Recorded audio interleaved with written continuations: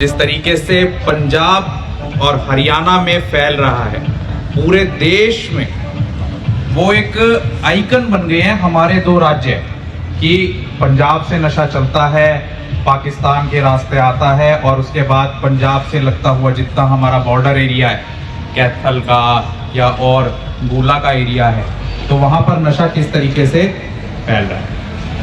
और ये मेरा आपके सामने 2075वां लेक्चर है। इससे पहले मैं 2074 लेक्चर दे चुका हूँ नशे पर और विभिन्न बीमारियों पर। अभी जब मुझे बुलाया गया था यहाँ पर, तो मेरे पास बहुत सारे टॉपिक्स हैं आपको बताने के लिए जो आजकल के बच्चों की ज़रूरत है। फ़ोन एडिक्शन है कि फ़ोन को कैसे छोड़ सकते हैं, फ़ोन की किस तरीके से एडिक्शन हो रही है आप लोगों में या सभी लोगों में। तो लेकिन ये बोल रहे हैं कि बच्चे नशे के बारे में ज़्यादा जानना चाहते हैं। कौन कौन जानना चाहता है कि नशा कैसे हम लोगों को अपना आदी बनाता है? कौन कौन जानना चाहता है? आपने ये अभी तक देखा होगा, सुना होगा, नशा नहीं करना चाहिए, पैसे खराब होते हैं, परिवार खराब हो जाता है, ये बातें तो कोई भी बता देगा।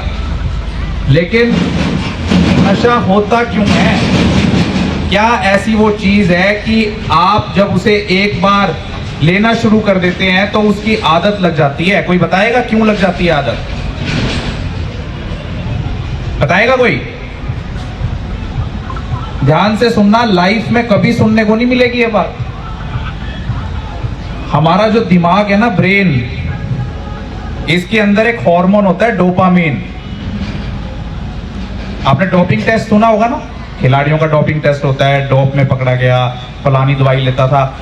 एक हार्मोन होता है डोपामिन जो हमारे शरीर की खुशी को कंट्रोल करता है। जब कोई चीज हमें खुश करती है तो वो डोपामिन रिलीज होता है। जैसे अपनी मनपसंद किताब पढ़ोगे, डोपामिन रिलीज होगा। अपनी मनपसंद फिल्म देखोगे, म्यूजिक सुनोगे, डोपामिन रिलीज होगा। अगर अपने किसी दोस्त से मिलोगे जिसे तुम काफी पसंद करते हो, डोपामिन रिलीज होगा। लेकिन अगर उसको आर्टिफिशियल तरीके से, नकली तरीके से इंड्यूस करोगे, जो हमारे ड्रग्स करते हैं, ड्रग्स में क्या कुछ आता है? बीड़ी, सिगरेट, तंबाकू, सिगार, शराब, अफीम, चरस, गांजा, हुक्की, smack, ketamine, speedball, cocaine, heroin, amphetamine, fluid, यहां तक कि आपका social media, Facebook, WhatsApp, Snapchat, Messenger, वो तक भी वही नशा करता है जो आपको शराब, हुक्की, अफीम, स्मैक आदि नशे करते हैं। क्योंकि जब एक शराबी, एक स्मैकी, एक हुक्की खाने वाले का एमआरआई स्कैन किया गया और जो फेसबुक, व्हाट्सएप से एडिक्टेड लोग थे उनके दिमाग का एमआरआई स्कैन किया गया, तो दोनों एक जैसे थे। और इसीलिए जितना मुश्किल नशा छोड़ना होता है उतना ही मुश्किल फोन छोड़ना होता है, फोन का नशा। तो ये डोपामीन क्या करता है? नेचुरली 3 प्रोसेस से डोपामीन रिलीज होता है जो हमें भगवान ने दिया है कि ये खुश करने वाला हार्मोन कब रिलीज होगा। नंबर 1, जब आप खाना खाते हैं। अगर वो डोपामीन रिलीज ना हो तो आप खाना खाना बंद कर देंगे, आपको भूख नहीं लगेगी। नंबर 2, जब संभोग करते हैं। नंबर 3 बताएगा कोई? मैंने भी बताया आपको, वो बाहरी फैक्टर, जैसे अगर आप डांस कर रहे हैं डोपामिन रिलीज होगा, किताब पढ़ रहे हैं डोपामिन रिलीज होगा, म्यूजिक सुन रहे हैं डोपामिन रिलीज होगा, दोस्त से मिल रहे डोपामिन रिलीज होगा। ये ड्रग्स क्या करते हैं जिनके अभी मैंने आपको नाम बताए भारी भरकम, ये एकदम से उस डोपामिन को रिलीज कर देते हैं। रश, जिसको हम किक बोलते हैं, सुनते हैं ना, किक मिलती है उसको। ड्रग्स लेते ही उसका चेहरा लाल हो जाता है। मेरे पास हजारों ऐसे मरीज हैं जो स्मैक लेते हैं, शराब पीते हैं, हुक्की, चरस, गांजा, जो धुआं सूंघते हैं और एकदम से उसके चेहरे लाल हो जाते हैं, आंखें बड़ी बड़ी हो जाती हैं। क्यों? क्योंकि उसको डोपामिन का रश मिल रहा है। अब इसमें गलत क्या है? अगर कोई व्यक्ति नशा कर रहा है, उसे खुशी मिल रही है, गलत क्या है? गलत ये है कि ये डोपामीन जैसे ही कम होने लगता है, जैसे ही नशे की मात्रा आपके खून में कम हुई, डोपामीन की मात्रा भी कम हो गई और तब उसको लगती है तलब, तब उसकी बॉडी शो करती है रिएक्शन। जैसे अगर आपका मोबाइल फोन या कोई भी प्यारी चीज आपसे छीन ली जाए, आपका दिमाग और आपका शरीर इस तरह के लक्षण दिखाना शुरू करता है कि आपको वो चीज मिल जाए। तो वही होते हैं विड्रॉल सिम्टम्स। किसी से नशा छीन लो तो विड्रॉल सिम्टम्स आते हैं, जो दो तरह के होते हैं। नंबर एक, जो आपके शरीर में लक्षण आते हैं, तेज सिर में दर्द होना, पेट में अकड़न होना, उल्टी आना, दस्त लगना, चक्कर आना, मितली आना, दौरे पड़ना, और नंबर दो, कुछ ना कुछ उसको दिखाई देने लगना। उल जरूर बोल रहे हैं ना, इसको 2 के 4 दिखने लग गए जब से शराब छोड़ी है, इसको होश नहीं ठिकाने, तो ये लक्षण आने लगते हैं। तो यही फर्क है आपके नॉर्मल डोपामिन रिलीज प्रोसेस में और नशे से शुरू हुए डोपामिन में। पहली बात तो नशा करना ही नहीं। तीसरी ड्रग कैटेगरी कौन सी है? एक तो तंबाकू वाले हो गए, चैनी, खैनी, बीड़ी, सिगरेट, शराब, ये हो गए। एक ये अफीम वाले हो गए, ओपियोइड्स, जितने भी अफीम से बने हैं, स्मैक, बुक्की, चरस, गांजा। तीसरी तरह के ड्रग्स जो बच्चों में या युवाओं में कॉमन है, वो है इंट्रावेनस ड्रग्स। इंट्रावेनस मतलब जो आपकी वेन में आप इंजेक्शन के माध्यम से लेते हैं, तो वो आपके शरीर को तो खत्म करते ही हैं, साथ में आपको वो सारी बीमारियां उन आईवी ड्रग्स लेने से, इंट्रावेनस ड्रग लेने से हो सकती हैं जो आपकी जान को और तेजी से मौत की तरफ लेकर जाती हैं, जिसमें HIV, AIDS, human immunodeficiency virus and acquired immunodeficiency syndrome. HIV AIDS, number 2 HCV, hepatitis C। इस समय कैथल एड्स और काले पीलिए में बहुत आगे निकल चुका है,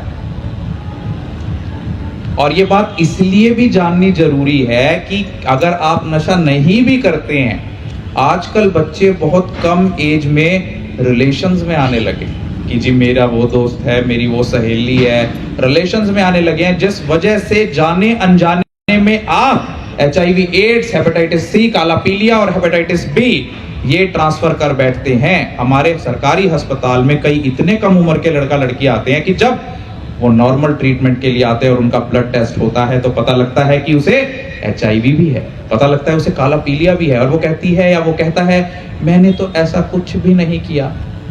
लेकिन जितनी भी अफेक्टेड पॉपुलेशन इस समय हजारों हजार मरीज HIV और हेपेटाइटिस C के घूम रहे हैं, वो अपने घर भी जाते हैं, कहीं उनका घर भी है, और जो उनके घर के लोग हैं उनको वो हो जाता है, और वो घर के लोग को वो कहते हैं ब्रिज पॉपुलेशन। ब्रिज क्यों कहते हैं? ब्रिज का मतलब होता है जो चीज दो चीजों को आपस में जोड़ती हो। तो वो ब्रिज पॉपुलेशन आपके कांटेक्ट में आती है, आपके स्कूल में, आपके कॉलेज में, आपके वर्क प्लेस में, जहां पर आप जाते आते हैं, मिलते जुलते हैं। तो जब आप उस ब्रिज पॉपुलेशन के कांटेक्ट में आते हैं तो वो नशेड़ी से शुरू हुआ HIV एड्स ब्रिज पॉपुलेशन से होता हुआ आपके अंदर आ जाता है, और फिर आप कहते हैं कि मैंने ऐसा कुछ नहीं किया। So therefore, keep yourself safe from drugs and from these illicit relationships, because these drugs and illicit relationships not only destroys your mind, your body, but also your career. और आप लोग खिलाड़ी लोग, ड्रग्स तो बहुत दूर की बात है, कोई भी दवाई लेने से पहले भी 100 बार सोचना, क्योंकि हम लोग ऐसे तबके से आते हैं कि जब भी हमें कोई बीमारी होती है तो हम लोग क्वालिफाइड डॉक्टर के पास नहीं जाते, पढ़े लिखे के पास। सरकारी अस्पताल में इसलिए नहीं जाते कि लाइन लगती है, पर्ची नहीं कटती। प्राइवेट वाले के पास इसलिए नहीं जाते कि वो बहुत महंगी पर्ची देता है, बहुत महंगी दवाई देता है। तो चलिए मैं एक पास वाले झोला छाप क्लिनिक के पास चलता हूँ और वहाँ डॉक्टर साहब मुझे दवाई देंगे, एक इंजेक्शन लगा देंगे। वो इंजेक्शन एक बार लगा हुआ भी आपकी बॉडी में कई दिनों तक डोप टेस्ट में आ सकता है। कई ऐसी दवाइयां हैं जो यूज होती हैं आम बीमारियों के इलाज के लिए, लेकिन डोप टेस्ट में वो प्रतिबंधित। इसीलिए आपने सुना होगा कि खिलाड़ी का डोप टेस्ट पॉजिटिव आ गया और वो कहता है क्या मुझे तो पता ही नहीं था कि ये दवाई लेनी नहीं थी, मैंने कब लिया है दवाई, मेरा तो फलां बीमारी का इलाज चल रहा था तब ली थी मैंने। तो being a player, because you have to face state level, district level, national level, international level, Olympics, Asian games, whatever games you will be facing, you will be going through a dope test through National Doping Agency also and International Doping Agency also. So you must be careful all type of drugs you are using, for your medications purpose also. अपने इलाज के लिए use की जा रही दवाइयों को भी कंफर्म करो कि कहीं ये डोपिंग में ना आ जाए। इसके अलावा ड्रग्स तो चलो आप लोगे ही नहीं, कौन कौन ड्रग्स लेगा, कौन कौन नहीं लेगा, कौन कौन लेता है? हर एक 6 महीने बाद या साल बाद अपने ब्लड टेस्ट जरूर कराओ, जिसमें कि आपके कोलेस्ट्रॉल लेवल, कैल्शियम लेवल, क्योंकि आप लोग खिलाड़ी लोग हो और आपके अंदर कोई भी अगर ब्लड की इरेगुलरिटी हो रही है, कोई भी बीमारी डेवलप हो रही है, समय पर उसकी जांच होकर आप उसका इलाज करवा सकते हैं। अपने आप को इंजरी से बचाओ, जितना हो सके सेफ तरीके से खेलो, क्योंकि कई बार कम एज में या प्रैक्टिस के दौरान हो रखी इंजरी आपको बड़े से बड़े टूर्नामेंट में जाने से रोक सकती है। और मैं दावे से कह सकता हूं कि जिस तरह से हरियाणा के अंदर प्लेयर्स बन रहे हैं, मैं तो बीइंग ए मीडिया पर्सन, मैं मीडिया भी कवर करता हूं। अब एक लड़की गोल्ड जीत के आई है, उसकी न्यूज़ कवर की थी। IAS लड़का एक बना है, उसका इंटरव्यू किया था। तो हमारे पास वो पोटेंशियल है, लेकिन हम लोगों को ग्राउंड नहीं मिलता। पहली बात तो हमें कोई ग्राउंड नहीं मिलता सीखने के लिए, और जो मिलता है तो हमें डाइवर्ट करने के लिए बहुत सारे लोग आ जाते हैं कि हाँ तू खिलाड़ी बनेगा। कभी भी अपने कॉन्फिडेंस लेवल को लो मत होने देना। और ये बात मैं इसलिए कह रहा हूँ क्योंकि मैं साइकेट्री डिपार्टमेंट से हूँ, मनोरोग विभाग से। तो जब तक आपका कॉन्फिडेंस है आपको कोई रोक नहीं सकता। जो लोग मोबाइल फोन यूज करते हैं उनसे रिक्वेस्ट है कि अपने स्क्रीन टाइम को मॉनिटर करें कि किस तरह के आप सोशल मीडिया पर वीडियोस देख रहे हैं, क्योंकि उसमें मेरा एक इलेबोरेटेड टॉपिक था कि आप लोगों को सिर्फ ड्रग एडिक्शन ही नहीं खत्म कर रही है, आपको सोशल मीडिया एडिक्शन भी खत्म कर रही है। और एक नई तरह की एडिक्शन हमारे समाज में बढ़ रही है, सेक्स एडिक्शन। आज मेरे पास एक पेशेंट आया था मनोरोग विभाग में ही, तो वो लड़की जब बातें कर रही थी कि मुझे इस तरह की फीलिंग्स आती हैं, तो मैं समझ गया कि हमारे समाज में ये हर तीसरे चौथे व्यक्ति को हो गया है। क्योंकि जब से हमारे हाथ में मोबाइल फोन पहुंचा है, जिसे स्मार्टफोन कहते हैं, हम लोगों के हाथ में इंटरनेट पहुंच गया है। इंटरनेट पर अगर आप कोई सही चीज भी देख रहे होंगे तो आपको धक्के से गलत चीज दिखाई जाती है। क्यों? इसलिए क्योंकि उनको कंपनियां स्पॉन्सर करती हैं, ताकि आप ज्यादा से ज्यादा स्क्रीन टाइम यूज करें, ज्यादा से ज्यादा इंटरनेट यूज करें, उनकी एड्स पर क्लिक करें। उनके लिए आप लोग कोई व्यक्ति नहीं हो। अगर कोई सोहन है, मोहन है, कंपनी वालों के लिए वो सोहन मोहन नहीं है, उनके लिए वो यूजर है। ये हमारा मोबाइल फोन यूज करता है, हमारी कंपनी का सिम कार्ड यूज करता है, उसको पैसे मिल रहे हैं। तो अपनी फायदे की चीज ही देखो। आप समझ गए होंगे उल्टी सीधी चीज इंटरनेट पर, ठीक है। कौन कौन मोबाइल फोन यूज करता है? कौन कौन इंस्टाग्राम की रील्स यूज करता है? इंस्टाग्राम कौन कौन चलाता है? फेसबुक कौन कौन चलाता है? यूट्यूब कौन कौन चलाता है? शॉर्ट्स, यूट्यूब और शॉर्ट्स सभी चलाते हैं। जो नहीं बता रहा है वो भी मुझे पता है चलाते हैं। जितनी भी हमें रील्स देखते हैं, फेसबुक की, व्हाट्सएप की, इंस्टाग्राम की, स्नैपचैट की, इनमें से हमें याद तो कुछ नहीं रहता। अब तक हमने 1000 रील्स देख ली, कुछ याद है आपको? बताएगा कोई? याद नहीं। लेकिन इन रील्स से हमारे दिमाग के अंदर जो न्यूरॉन्स हैं, 10,000 करोड़ न्यूरॉन्स हैं हमारे दिमाग के अंदर, 100 billion neurons, and each neuron is interconnected with the other neuron through neurotransmitters, through channels, through complex. और जब आप ये वीडियोस देखते हैं ना व्हाट्सएप की, फेसबुक, इंस्टाग्राम की, स्नैपचैट की, तो वो जो न्यूरल कनेक्शंस हैं वो वीक होते हैं। उनमें डोपामिन कभी आता है कभी जाता है, जिस वजह से आप लोगों के दिमाग खराब हो रहे हैं। दिमाग कैसे खराब हो रहे हैं? कुछ याद नहीं रहता, कहीं पे कंसंट्रेशन नहीं बनती, पढ़ाई में, स्पोर्ट्स में डाइवर्टेड रहता है माइंड।